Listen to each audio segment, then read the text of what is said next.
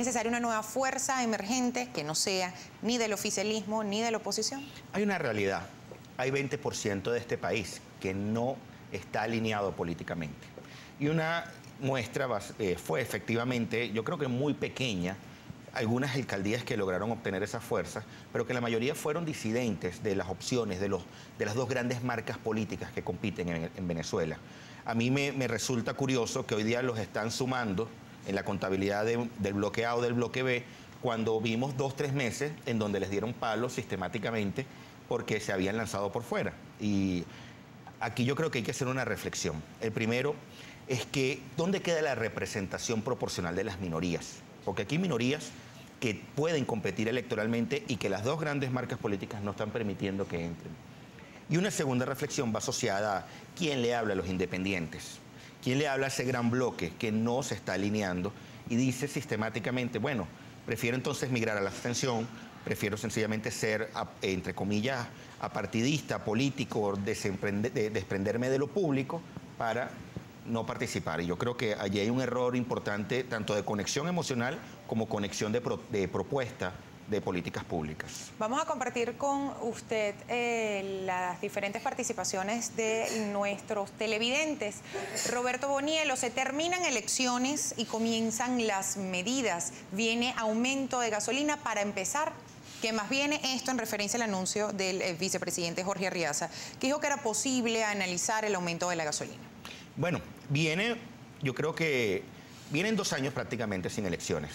Y aquí esto obliga al gobierno a tener que tomar medidas. Algunas de esas medidas pueden ser consideradas impopulares. El caso de la gasolina, ha habido como mitos alrededor de ello, gente que puede considerar que es un tema sensible, pero sí viene una cantidad de medidas importantes. El gobierno va a querer mostrarse con una mano de hierro, porque venimos de un año 2013 en donde 70% del país dice que hay una mala situación económica, dice que hay inestabilidad política y ve el país en la misma proporción evaluado de manera negativa. El gobierno sabe que a partir de allí, con el tema del mantenimiento de las misiones, el mantenimiento de esas presiones que tiene cualquier sistema y que constantemente lo están presionando para que emita unos resultados, misiones, trabajo, empleo, tiene que tener la necesidad de tener ese margen de maniobra para resolver eso. Vienen medidas económicas mucho más fuertes. Vamos a ver un Estado que va a dominar, va a tratar de meterse en espacios donde antes no lo había. Viene un control de precios mucho más fuerte en asuntos que no imaginamos, prácticamente hasta de la vida diaria.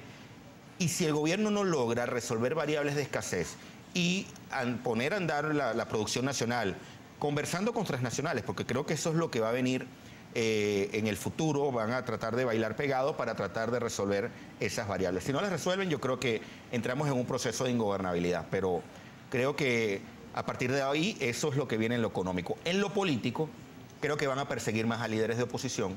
Creo que aquí viene una especie de... ¿Se desmonta entonces la tesis del diálogo? Yo creo que está desmontando el gobierno la tesis del diálogo. A mí no me quedan... Creo que hay suficientes elementos que me indican a mí que eso no va a suceder como la gente tenía esa expectativa. Creo que es lamentable para la gobernabilidad del país.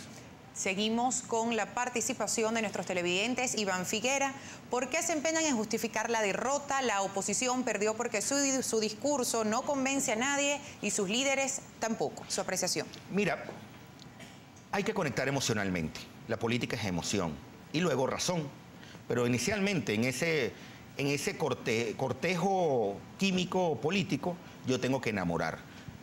Y pasa, ¿la oposición enamora? La oposición enamora en algunos sectores. Yo creo que hay muestras de ello en algunos territorios que se avanzó significativamente y la gente tiene que ver el mapa político e interpretar eso. ¿Y el Ejecutivo Nacional, en la imagen del presidente Nicolás Maduro, enamora? Nicolás Maduro todavía no está enamorando. Nicolás está en un proceso de legitimación con su pueblo, con esa base chavista que espera el mismo nivel de beneficios. Nosotros hicimos un estudio en el 2012 sobre la base del elector chavista. 30% era un elector de amor, 70% era un elector de relación de beneficios en 3 tiempos. Me beneficiaste en el pasado y te lo agradezco, me estás beneficiando ahora y te lo agradezco, o tengo la esperanza que me beneficies en el futuro y te lo voy a agradecer y te agradezco ya de antemano con mi voto. El gobierno de calle es eso. La evaluación positiva del gobierno de calle es eso, es la generación de expectativas que tarde o temprano tú me vas a beneficiar a mí y eso permite que yo te apoye. Cuando el gobierno es fuente de beneficios, la opinión pública deja de ser subversiva.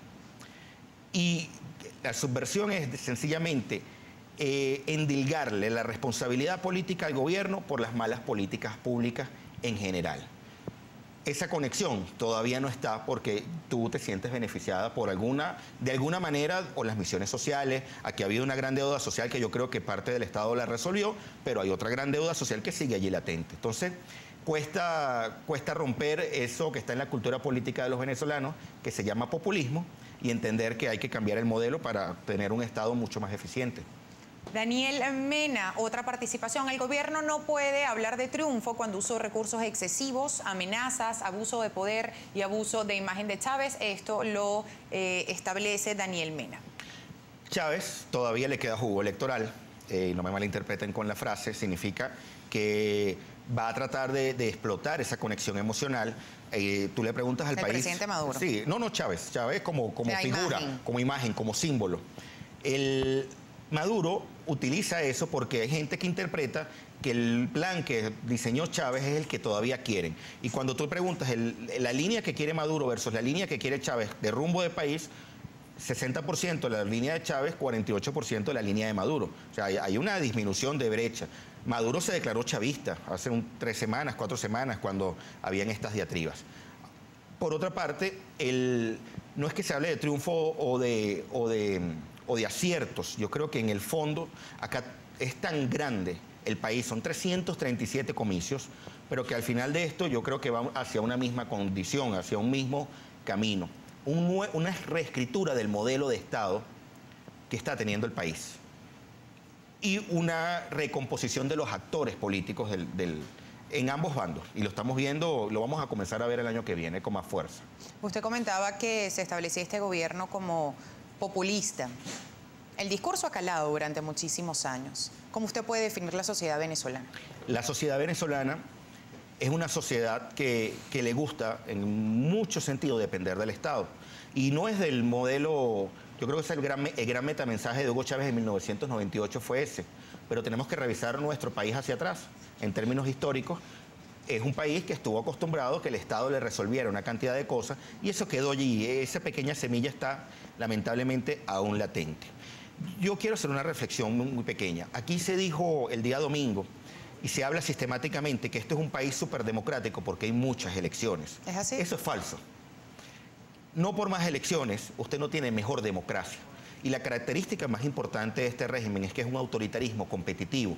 Esa competitividad es el número de elecciones que le dan, que permiten ver un régimen autoritario, que no es una dictadura. Aquí en formas de gobiernos hay cualquier cantidad de definiciones. Esta característica electoral es lo que le permite hacer el brochazo de democracia a este régimen que ya tiene 15 años.